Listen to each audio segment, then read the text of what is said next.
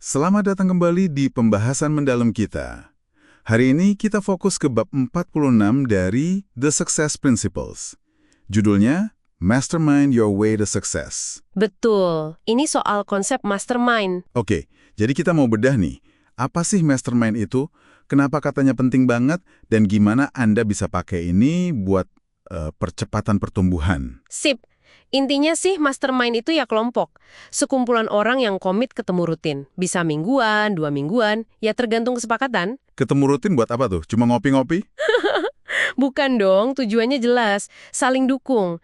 Caranya ya dengan berbagi ide, pemikiran, info, kasih feedback, bahkan sumber daya. Harus terbuka. Oh, jadi kayak punya tim pemikir pribadi gitu ya? Biar nggak mentok sama pikiran sendiri aja? Kita nggak punya. Sumbernya bilang ini cara buat, melampaui keterbatasan kita sendiri. Biar tujuan lebih cepat tercapai. Ini kan pakai istilah kecerdasan kolektif juga ya. Maksudnya, grup bisa lebih pinter dari satu orang pinter di dalamnya? Tepat. Dan ada lagi nih yang menarik. Penulisnya akan nyinggung Napoleon Hill. Katanya ada kekuatan tambahan gitu di grup mastermind. Kekuatan tambahan? Maksudnya gimana? Jadi bukan cuma dari kontribusi tiap anggota aja, tapi ada semacam sinergi lebih. Penulisnya nyebut kekuatan dari atas. Hill sendiri sering kaitin ini sama akses ke intuisi atau kecerdasan tak terbatas. Wah, kedengarannya agak metafisik ya. Tapi oke, kita fokus ke yang praktis dulu.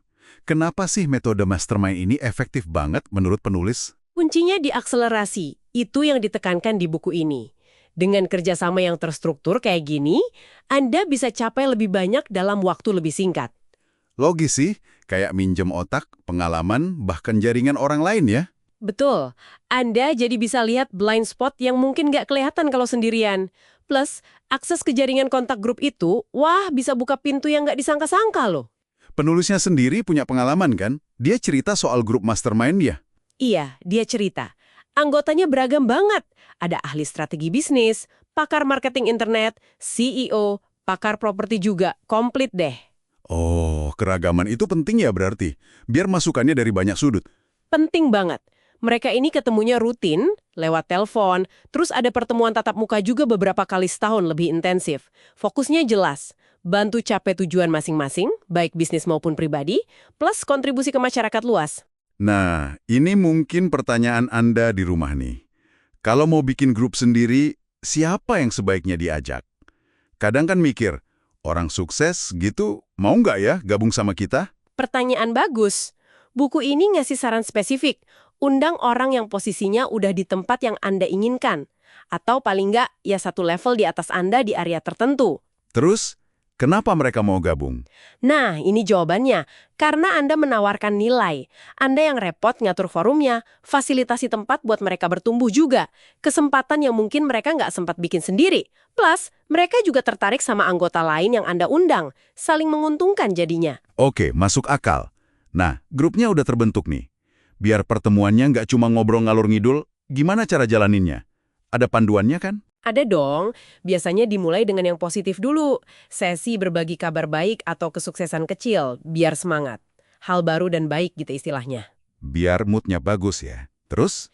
Terus ada alokasi waktu buat tiap anggota. Nah, intinya itu sesi kursi panas atau hot seat.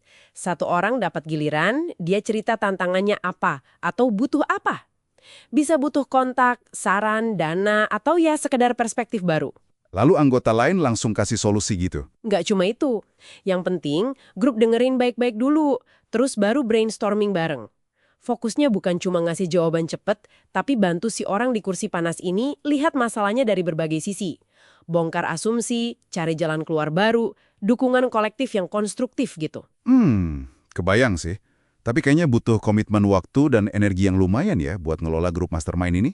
Ada alternatif yang lebih simpel nggak? Ada. Penulis juga ngenalin konsep mitra akuntabilitas atau accountability partner, ini lebih simpel. Gimana tuh konsepnya? Cuma berdua aja. 2 orang sepakat saling dukung buat capai tujuan masing-masing. Kontak rutin, misal teleponan tiap minggu. Buat apa? Ya buat laporan progres, bahas hambatan, dan yang paling penting saling jaga biar tetap on track, biar nggak kendor. Oh, ini kayaknya lebih gampang diaturnya ya buat mulai. Cocok banget nih mungkin buat Anda yang lagi ngerjain proyek sendirian atau butuh dorongan ekstra tapi nggak mau repot sama dinamika grup besar. Iya, betul. Ini ngasih lapisan akuntabilitas dari luar yang bisa jadi motivasi kuat. Jadi intinya sama, mau lewat mastermind atau accountability partner, sama-sama memanfaatkan kekuatan dukungan dan kecerdasan bareng-bareng. Oke, jadi kesimpulannya jelas ya. Jangan jalan sendiri kalau bisa manfaatin kekuatan kolaborasi. Mau lewat grup mastermind yang solid, atau cukup berdua sama accountability partner, intinya sama. Percepat langkah Anda dengan dukungan dan perspektif orang lain. Dan ini relevan banget buat Anda yang lagi cari cara belajar efektif dan mendalam. Ini bukan cuma teori loh, tapi strategi praktis. Dapat wawasan baru, sumber daya tak terduga, dorongan nyata buat maju. Jalan pintas cerdas lah kalau kata buku ini. Nah, sebagai penutup, kita balik lagi sedikit ke ide soal kekuatan sinergi tadi. Penulis kan nutupnya dengan nyinggung kalau kekuatan ini bukan cuma dari sesama anggota, tapi juga dari atas. Dia merujuk ke kutipan Injil Matius soal kehadiran ilahi kalau ada 2 atau 3 orang berkumpul atas namanya. Iya, itu menarik. Ini jadi pemicu pertanyaan buat Anda renungkan nih. Potensi tersembunyi apa lagi ya? Atau level pemahaman baru macam apa yang bisa kebuka kalau beberapa pikiran itu benar-benar nyatu, selaras dalam tujuan yang positif. Sesuatu untuk direnungkan lebih dalam mungkin.